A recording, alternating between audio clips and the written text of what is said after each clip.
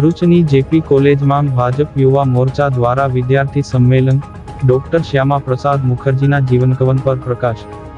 ભરૂચની JP college ખાતે Bharatiya Janata party યુવા મોરચા દ્વારા ડોક્ટર શ્યામા પ્રસાદ મુખર્જીની 125મી જન્મજયંતિના ઉપલક્ષમાં વિદ્યાર્થી સંમેલન યોજાયું હતું.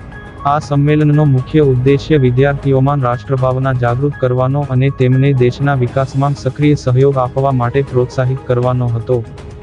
કાર્યક્રમમાં ઉપસ્થિત મહાનુભાવોએ વિદ્યાર્થીઓને ડોક્ટર શ્યામા પ્રસાદ મુખર્જીના જીવન, તેમના વિચારો, અખંડ ભારતના સ્વપ્ન અને શિક્ષણ પ્રત્યેના સમર્પણ વિશે વિગતવાર માર્ગદર્શન આપ્યું હતું. વક્તાઓએ યુવાનોને તેમના જીવનમાંથી પ્રેરણા લઈ દેશહિતમાં યોગદાન આપવા આહ્વાન કર્યું હતું.